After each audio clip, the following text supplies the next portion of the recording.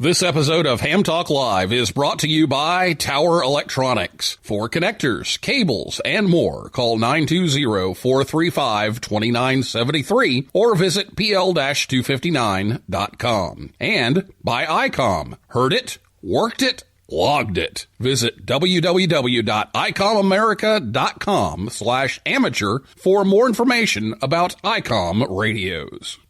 It's Ham Radio.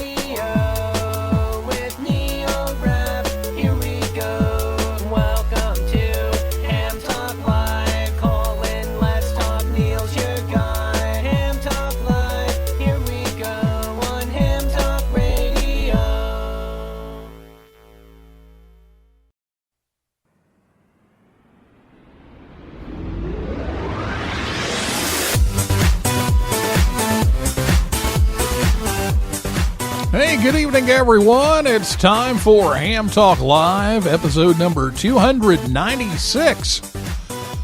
It's another Hamvention preview. It's the last one, because Hamvention's coming up next week. It's Hamvention Preview Kit Building and Shopping, recorded on May 12, 2022. I'm your host, Neil Rapp, WB9VPG. Thanks for tuning in to this episode of Ham Talk Live. And in just a little bit, we'll be joined by Joe Eisenberg, K0NEB, the kit building editor at CQ Magazine. And he'll be telling us what to look out for at Dayton and some opportunities to do some kit building while you are there. Last episode, JKG5LJZ was here to talk about the return of NASA on the air. So if you missed that show, you can listen anytime at hamtalklive.com or on your favorite podcast app or on YouTube, and you can catch the rebroadcast of Ham Talk Live on Saturdays on WTWW shortwave. That's 5085 AM. And it's usually about 3:30 p.m. Eastern Time. So I will be back with Joe right after this word from Tower Electronics, right here on Ham Talk Live. Hey, honey, have you seen the PL259s anywhere? No, I haven't. Come on, kids. Let's go. There's just one place to go for all of your connector needs. Tower Electronics. Tower Electronics. Tower Electronics. A giant warehouse of connectors and adapters for every occasion. Thousands to choose from in every shape, size, and color. And they have antennas, soldering supplies, cables, meters, and more. Where do you go if you want to buy a connector at a fraction of retail cost? Tower Electronics. Tower Electronics. Tower Electronics. And this weekend only, take advantage of our special liquidation sale. Buy 9 solder-type PL259s, get the 10th one for just 1 penny. They make great Christmas presents. And what better way to say I love you than with the gift of a PL259? Tower Electronics. Tower Electronics. Tower Electronics. I'm Scott, KB9AMM of Tower Electronics. I like the PL259 connector so much, I bought the company. Tower Electronics, coming to a Hamfest near you, or online at pl-259.com. And we're in the yellow pages under Amateur Radio Connectors. My, wherever did you get that lovely PL259? Tower Electronics, pl-259.com, or call 920-435-2973. Do we sell PL259 connectors? All the information you need for your trip to Dayton. It's Hamvention Preview here on Ham Talk Live.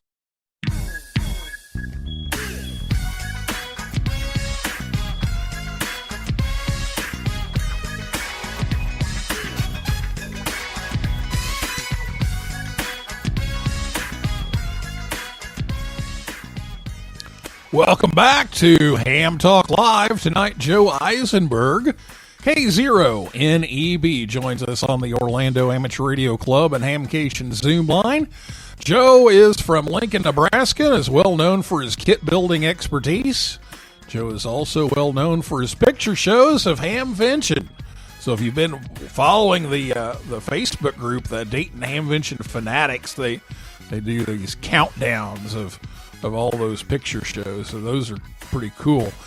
He is the longtime kit building editor at CQ Magazine and often makes his presentations and offers kit builds at Hamfests, conventions, and club meetings.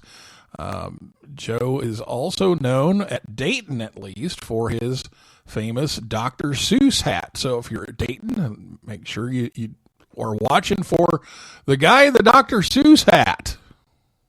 Well, Joe, welcome back to the show. Great to talk to you again, and we'll talk a little bit about Dayton and talk a little bit about some kits. All right, Neil, and it's always a great time to be with you on Ham Talk Live.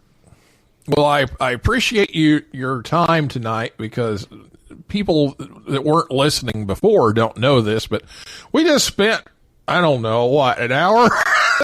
Yeah, at least an hour. Yeah, at least an hour. I put together a new desktop computer for the show, and to try to get rid of some of these audio glitches, and we had audio glitches. So we've spent the last hour or so troubleshooting audio glitches, but we finally, I think, got it all straightened out. So hopefully the new gear here will make an improvement to the show. Well, anyway, it's almost Dayton time. I am scurrying around now that the semester has ended.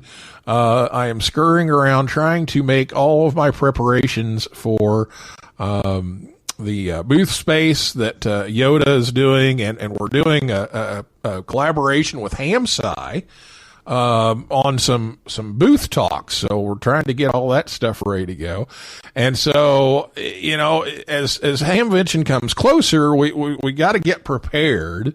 And, you know, you always do a great job of capturing all the happenings at Hamvention with your slideshows and everything, but also kind of want to talk a little bit about what to do for kit building. And first of all, I know there's the 4 days in May. So tell us a little bit about 4 days in May and how that kit building goes right before Hamvention. Well, actually, it's on Friday afternoon. Friday. Oh, okay. And because the FDIM seminars are all day on Thursday, and they moved the kit building to Friday so that Rex, who does the kit build, would have a chance to actually sell some kits of his own in the vendor night, which we have on Thursday night there at about 8 o'clock. And Rex kit this year is a CW transmitter that's made out of, I think it's TTL type logic or something like that. I can't remember. It's like 4 logic chips, and somehow he makes a CW signal out of it. And so that's what's going to be the kit build. I'm not sure if I'll be able to make that one. But there will be a lot of kits for sale, especially at vendor night at 4 days in May. And, of course, in the flea market and all over Hamvention, you'll be able to find some kits. And there's some real good ones, like Hobby PCB makes a really nice 50-watt amplifier that goes from QRP power levels to 50 watts. And now they have a automatic antenna tuner module that goes in there as well. So there's lots of neat kits out there. Now, you know, we mentioned the 4 days in May. That's a kit build. What are you doing specifically? You have your kit building forum, a session. What's going on with you this year? Yeah, I have the kit building forum. It's just me this year, and because the guy that's usually with me is in charge of FDIM, so he's going to be kind of tied up. But what I'll be doing is the forum, which will be at 11:45 on Friday morning. Yeah, we schedule it so that I only go about an hour, and I'll be mentioning a lot of kits that'll be available or things you might want to look for in the flea market, which is right nearby. We're in the 4-H building, which is Forums Room 4. Which is kind of over by the grandstand. And so it is a little bit of a walk over there, but it's air conditioned and very comfortable in there. And there's exhibitors like EAE Sales, which is basically right out the front door, and they're probably the biggest sales of soldering stations, soldering irons, solder, desoldering tools, surface mount tools, all the kind of stuff that you really want. Yeah, that's very convenient, Joe, that you can go shopping right after the forum. But I know you've got some kits to talk about. But before we get into those, what kinds of things should you be looking for to do all that shopping? You've got kits, but you've got supplies and all these other things, accessories. What's on the shopping list for the ham this year for kit building?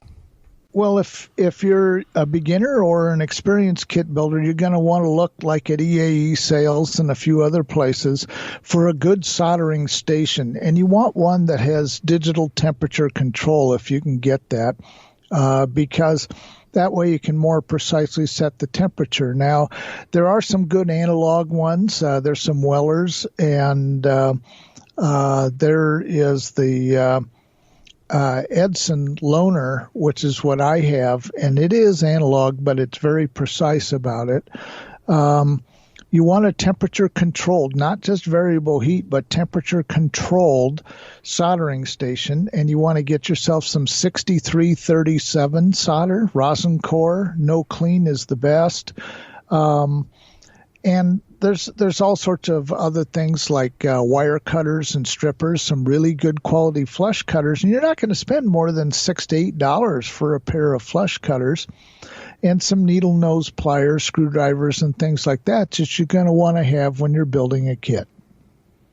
Okay, so some great stuff to look for while you're at Hamvention. And now let's get into some of these kits. I know you've got a new one that you're showing me before we started recording here that you're excited about. So tell us about the Cricket.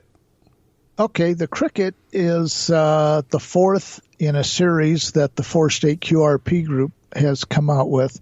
The 20-meter Cricket was asked for because 20 meters is a good DX band for QRP. And this is no exception. It puts out about 0.8 of a watt from a single 9-volt battery on it. There are no toroids to wind. They are spiral wound in the circuit board. This particular one was redesigned by the developer NM0S, teamed up with NV5F, that's Virginia. And they came up with the idea, and she helped work out the parameters to make this thing work on 20. And I've gotten lots of reports on reverse beacon network from this one. And it hears quite well. As long as you're not near a high-power broadcast station, you'll be all right.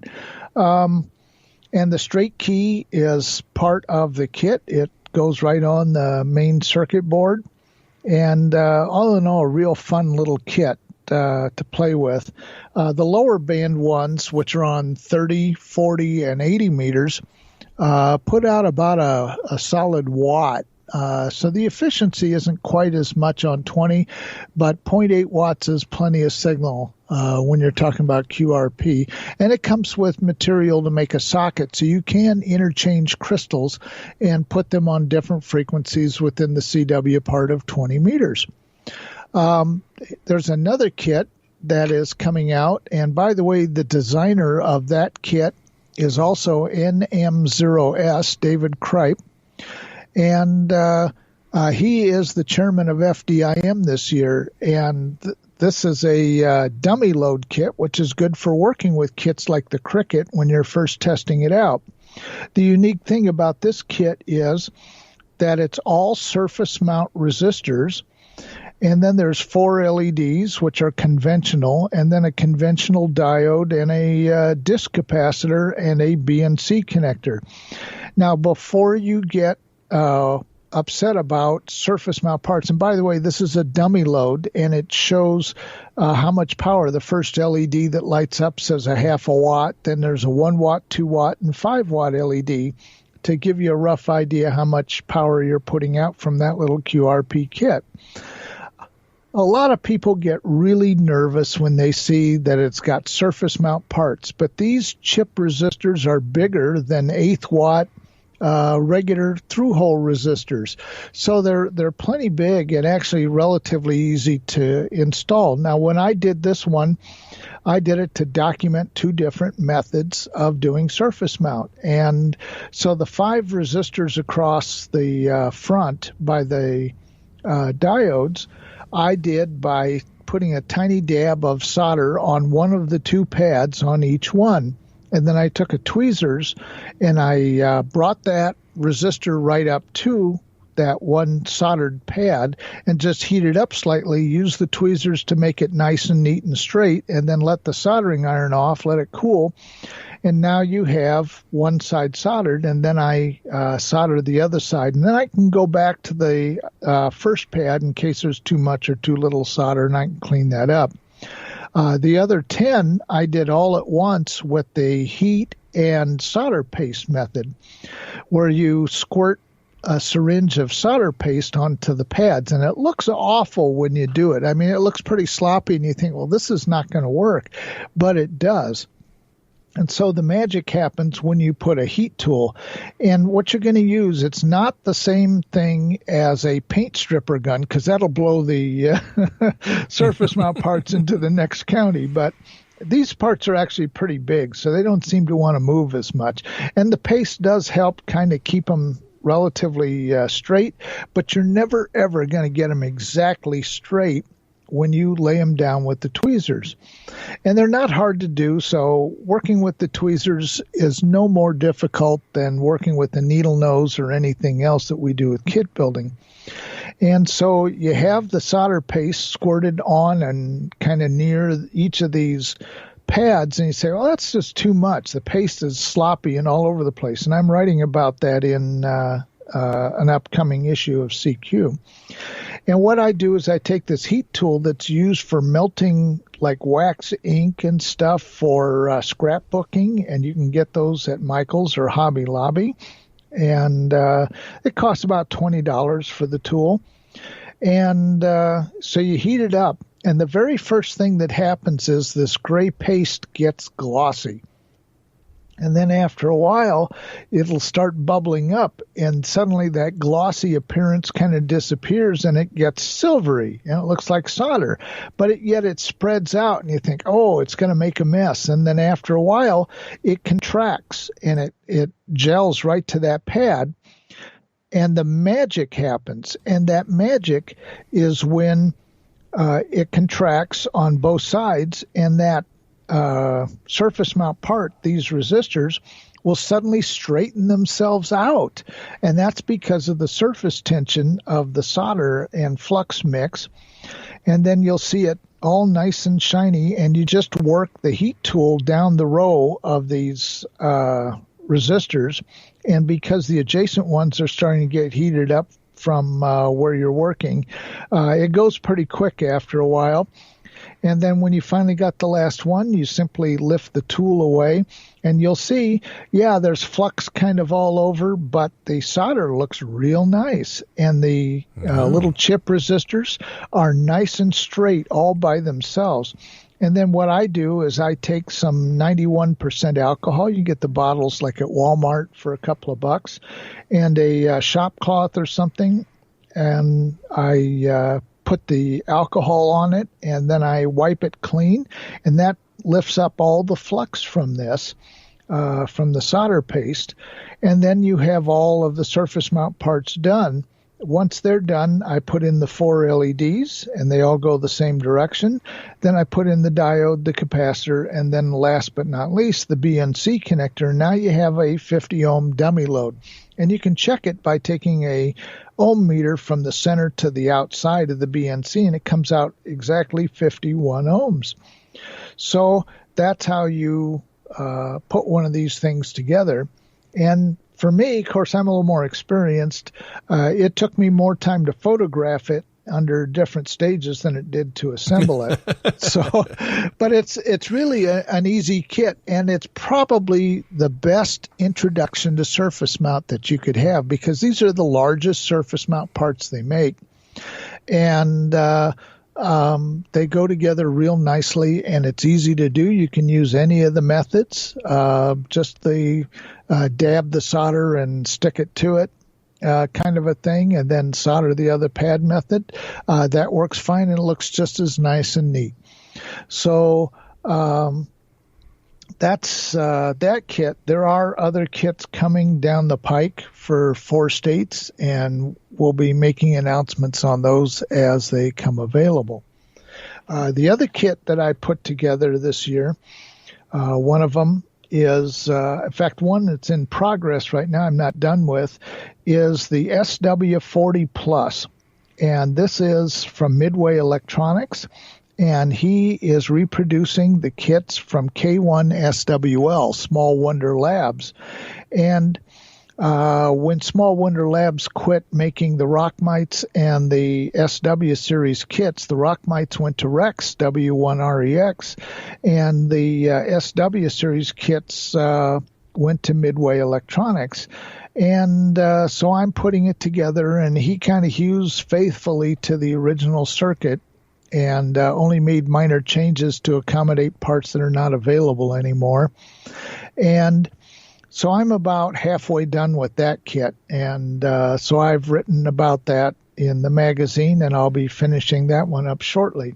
And finally, there's one called the Pentec TR35, and it's a 4-band CW transceiver, and it has variable receive bandwidth, CW narrow and CW wide, and then it goes into you can go into the SSB mode. It also has RIT, and the newer version has a way of activating a memory keyer within the thing, and it is all digitally synthesized with an OLED display, and there's no real menus.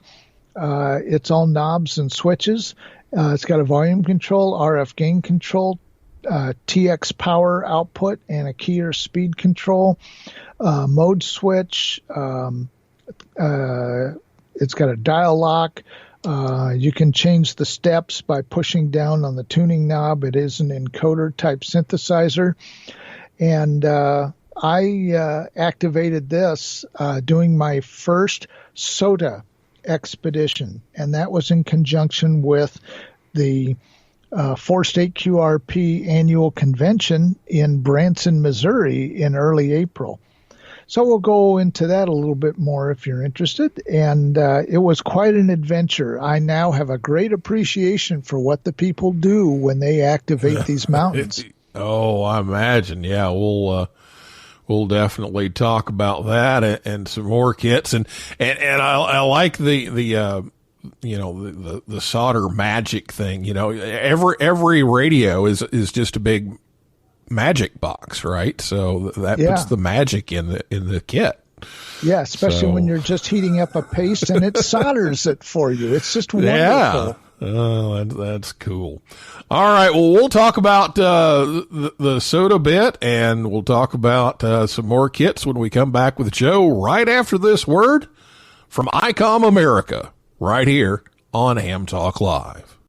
Be a Field Day leader with ICOM. Field Day is ham radio's most popular event, and it's just around the corner. On June 26th and 27th, more than 40,000 North American hams come together to operate remotely. Connect with nature, connect with friends. With a powerful and high-quality ICOM base station, easily cut through the pileups to get that contesting edge. Our popular IC705 portable, IC7300, and IC7610 SDR transceivers are the clear choice for DXers and contesters across the globe. The IC705 is the perfect transceiver for hams who enjoy both the great indoors and outdoors on field day. It's the perfect contesting companion. This base station provides features and functionality at the tip of your fingers in a portable package covering HF 6 meters, 2 meters, and 70 centimeters, and weighs in at just under 2 pounds. It has a 4.3-inch color touchscreen with live band scope and waterfall, 5 watts with a battery, 10 watts with a power supply. It has sideband CW, AM, FM, and full D-Star functions, Bluetooth, wireless LAN, micro SD card slot, micro USB connector, integrated GPS, and a speaker mic come standard. New accessories are now available: the MBF 705 desktop stand and the AH 705 optional automatic antenna tuner that covers 1.8 megahertz to 50 megahertz bands with a 30-meter or longer wire antenna. The IC7300 is a high-performance innovative HF transceiver with a compact design that will far exceed your expectations. This innovative HF transceiver digitizes RF before various receiver stages, reducing the generated inherent noise in different IF stages. This is the radio that changed the way entry-level HF is designed. With RF direct sampling, 15 discrete bandpass filters, the large color touchscreen, spectrum scope, and SD card slot. The real HF fun starts here. The IC7610 is the SDR every ham wants. This high-performance SDR has the ability to pick out faint signals in the presence of stronger adjacent ones. The IC7610 by ICOM is a direct sampling, software-defined radio that's changed the world's definition of an SDR transceiver. It has 110 dB RMDR, dual Digicel, independent dual receivers, and an RF direct sampling system. Visit ICOMAmerica.com/amateur for more information on ICOM radios. Well, goodbye, Mr. Carlson, and beware of the Dayton poisoner. Oh, yeah. You're talking ham radio, baby. You're listening to Ham Talk Live with Neil Rapp.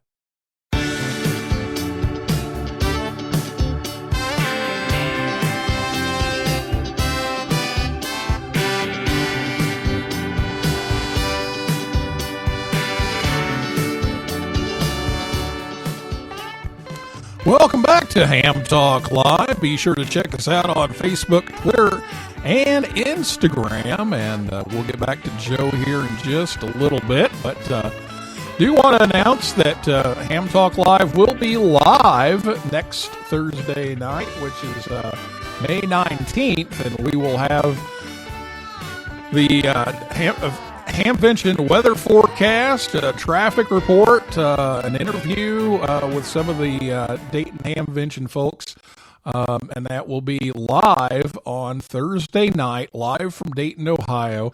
I'm guessing we're probably going to be a little bit late, like 9:30 or 10 o'clock, but we will be on the air live. So make sure you tune in to that. But before we get back to Joe, it's time for, of course, the Joke of the Week.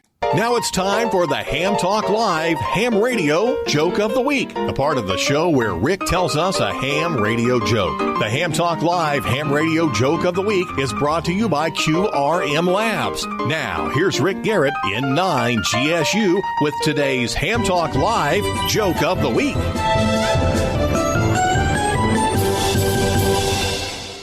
It's no secret that ham radio isn't an inexpensive hobby, so I needed to take a part-time job to support my habit.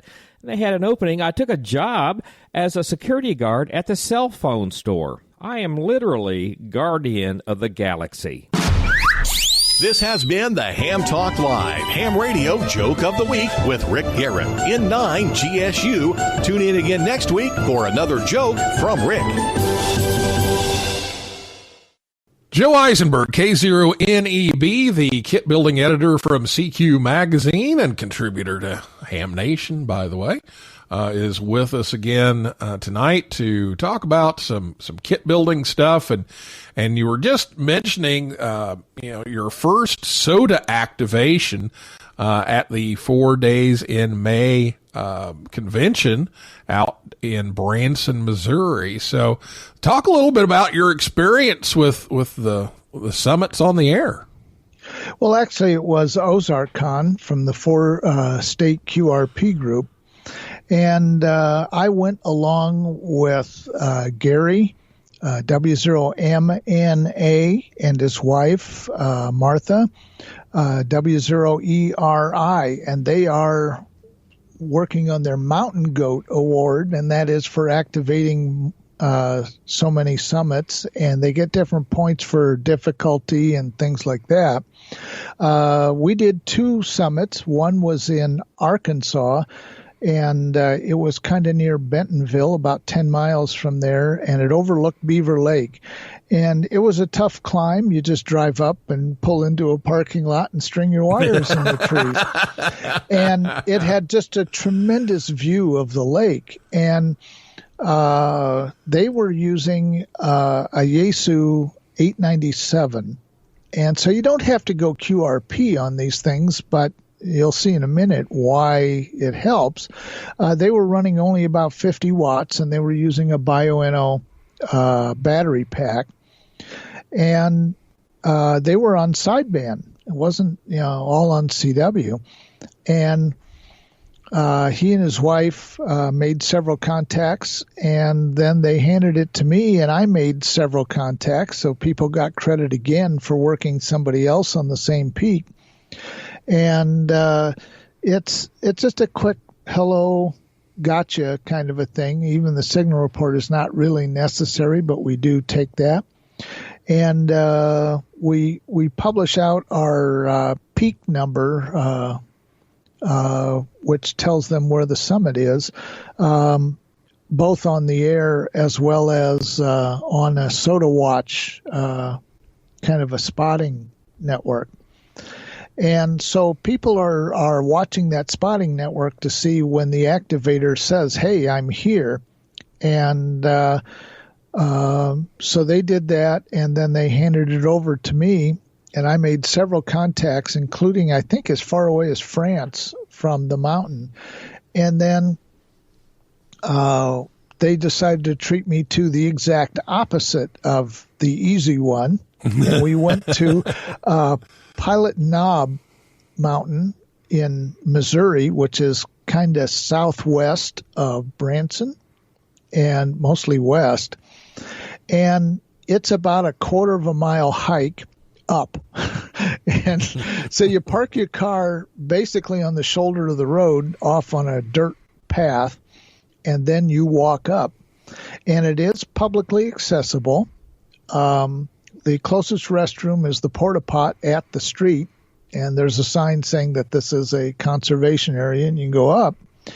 And going up there, it was kind of a rocky trail, and the rocks were somewhat loose in places, so you had to be careful you didn't twist your ankle or anything on the way up. And it will take your breath away, not just because of the stress of going up, but you're also going up in altitude. And you get to the top, and we couldn't see anything. There's no view because it's a forest. But that forest means, guess what? We have trees. And so we strung up a wire antenna again. And this time, I also worked from the 897, but then I plugged in the Pentec TR35 and made a few CW contacts. And what was even more fun was looking on my phone at the RBN, the Reverse Beacon Network, and seeing reports from both coasts with very good signals. And so I was real happy with that, and knowing that the about 5 or 6 watts that radio was putting out on 20 was doing quite well. And I was running that off of a Bioenno pack as well. Now, when you're hiking that far, instead of only hiking a short distance from your vehicle, what you bring has got to be pretty light. So you pretty well take just the bare minimum of what you need to do this. And so I just had a little bag that had my radio and the key and headset and so forth. And I discovered quickly that they were using Bose noise canceling headsets, and because there was a high wind, especially up there, it was noisy using earbuds, but the noise canceling headsets are wonderful. So I'm going to dedicate one to portable HF use. But summits on the air, as like parks on the air, kind of work similar, except that summits only require 4 contacts to be a valid activation, while parks requires 10. And parks you can operate from your vehicle, while summits you cannot. You can't have anything on or near the vehicle. You have to hike away from it. And the drive-up one, yeah, we still walked a ways from the vehicle, but we weren't climbing. Yeah, and so the neat part about it is that it puts your kit radios and your regular radios to the test. And he used a small piece of like 6-inch piece of PVC pipe with a screw eye and some fishing shot or whatever in it. And he would sling that into a tree and it would fall down and pull the string, and then he'd just tie the end insulator to that, and that ties things up. And I think once we used a 40-20 dipole, and the other one we used a multi-band end-fed. And either works really good. And they're only using RG174 for the feed line, but the loss is the loss isn't as great as you think on the lower HF bands like 40 and 20 that we mostly use. And it sure saves a lot of weight going up and down that hill. So, you know, when you're doing it where you got to hike up the mountain, that was a difficult one. And they told me, they said, well, they picked those so that I would get both experiences, and we certainly did. And I got some pictures, and those are in the June issue of CQ magazine. You can see me sitting there on a camp stool operating the Pentec TR-35, and it worked wonderful for this.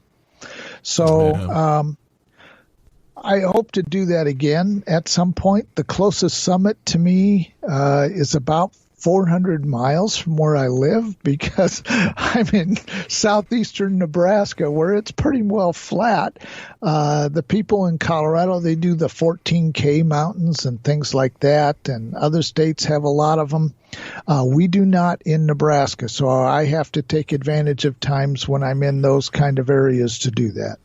Probably the closest thing you have to a summit in Nebraska is the press box at the University of Nebraska Stadium. That's probably your summit. Yeah, that or the top of the state capitol. And unfortunately, they don't count. But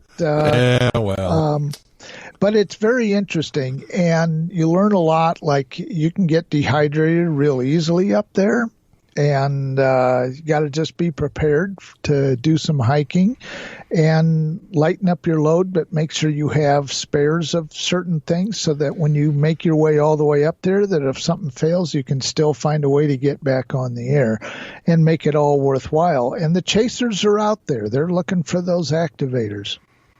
And you don't want to go, oh my gosh, I forgot that RF adapter. Yep, exactly. Because it's a long way back. Oh, yeah, long ways back to the car. And so I have different, like, Go boxes and stuff. The TR-35 was in its own box. And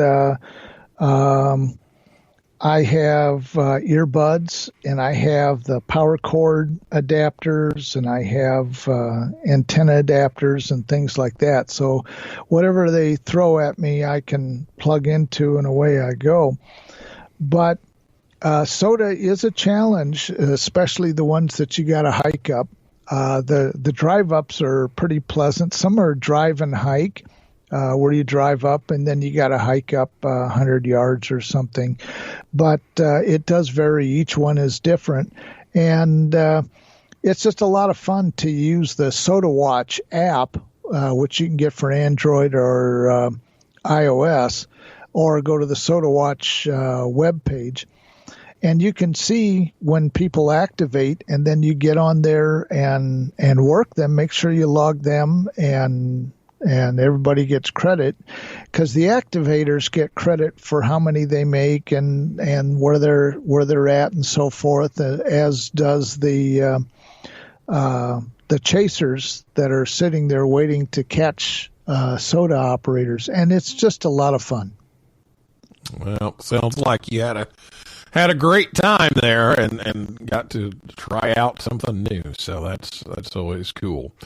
Well, Joe, before we go, we said we were going to talk a little bit more about kits and everything with Hamvention coming up here soon. And I didn't mention the Hamvention countdowns, the slideshows. So you got a plan for this year's slideshow? Yes, I do. In the past couple years, I would do 2 slideshows, each kind of with a different theme and a different song. This time, I'm using a medley of 3 songs that have been already mixed and edited together to make one long slideshow. So it's going to take me a while longer before I release it because of how long it takes to put all that together. The soundtrack is done, and actually the first minute and 40 seconds is already done as well. And what it is I'm going to kind of depict in the first minute and a half the pandemic and one of the things that I did during the pandemic. And it'll show things like people getting vaccinated, and I made clear face shields for our first responders here. I made over 300 of those on the 3D printer, and that was a 24/7 project for about 3 months. And I wanted to kind of show that, and then kind of fade into the normal Hamvention show, which is another song. Now, the first song I'm using Enya's Only Time, and then I go to Hall & Oates' You Make My Dreams Come True, which is so appropriate for coming back to Hamvention. And then at the end, it fades into Staying Alive by the Bee Gees, which I picked because obviously we're staying alive. We're getting through this pandemic, and we're getting to see each other again. So if you're listening to this podcast and you see me in that hat and with that big camera with me, I'm going to want a picture of you in a disco pose. Now think of Saturday Night Fever, okay, and John Travolta, and that's kind of what I want. So by yourself or as a couple or whatever, or as a group of friends, I'm going to want people in disco poses for the last part of the slideshow, because it's just going to be a lot of fun, and you're going to get to see a whole lot of people in that last segment of the slideshow. And so the whole thing, I'm hoping, comes in at about 7 to 8 minutes long. It can be as long as 9. To see how many people we get posing, but I'm guessing 7.5 to 8 at the most, which is about the same as my slideshows when I do 2 of them. So it's quite a project. I've never done a medley like this for a Hamvention slideshow, and I'm really looking forward to it and getting lots of smiles and disco poses all put together. And I just hope that everybody remembers that and comes up to me and says, "Are you ready for the pose?" And I'll say, "You bet," and I will aim and shoot. And I do have a new camera this year, by the way, and so we're hopeful that the improvement in photos that people have already seen in the magazine will translate to the slideshow as well. All right. So if you see a guy walking around in the Dr. Seuss hat, that's what you do. You do your disco pose and get your picture possibly in the next big slideshow. So take a look around for some kits, and of course our friends at Tower Electronics will have a lot of the parts and cables and accessories that you need to do all that. Yes, definitely. In fact, they're my primary source for plugs, jacks, connectors, and especially adapters that we need. Things like BNC to SO239 and things like that, and SMA and so forth for all these kits. Tower Electronics is my go-to. Yeah, so make sure you stop by and see them. And we have breaking news here. Let me play the breaking news music.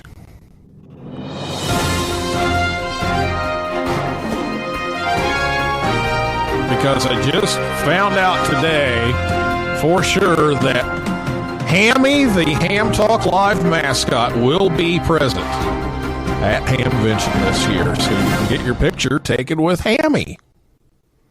Oh, that's great. I'll get some pictures. We'll have to get Hammy to do a disco pose. There we go. That'll work. So, yeah.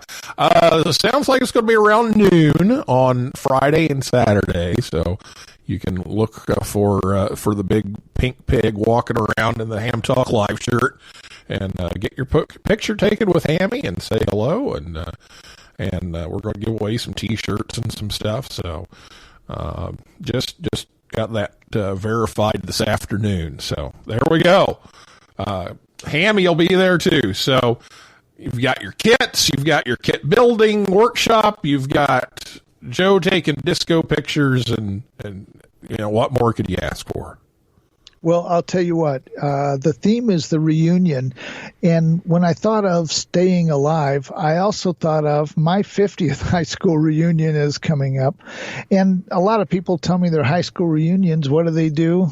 They play disco music. And, yeah, that's right. And so I thought, well, this is really reunion music. And this is going to be a lot of fun. So, only time you make my dreams come true and staying alive is going to be the slideshows this year. Well, can't wait to see him, Joe, and can't wait to see you. Just about a week and a half here, we'll be headed to Dayton. So I've got a little shorter drive than you do, but we'll see you there, I'm sure. Yeah, I'm guessing. Yeah, I have. It's about 12 hours. Yeah, I think the hour and a half I have beats, I think I'll beat you there, but that'll be good. Well, it'll be great to see you, and thanks for coming on the show and telling us about these kits and your soda stuff and all that, and we'll see you then. You bet. And once again, I want to thank Gary and Martha, W0MNA and W0ERI, for taking me along on the wonderful adventure. All right. Well, thank you for doing that as well. And that's a wrap for this edition of Ham Talk Live. Thanks to my guest, Joe Eisenberg, K0NEB, and everybody out there in cyberspace for listening. And come back next time, and we will do the live show the night before Hamvention on Thursday night. Tune in live. We'll be back live again for that. So tune in. Just watch. It'll post on Twitter immediately and some of the other social media platforms. So be sure to check that out Thursday evening. And for all of our upcoming guests, just go to hamtalklive.com and you can see all that information. So for now, this is Neil Rapp, WB9VPG, saying 7375, and may the good DX be yours. So 73s to you and your family. I'll be seeing you further down below. Your 73s to you and your family. I'll be seeing you further down below.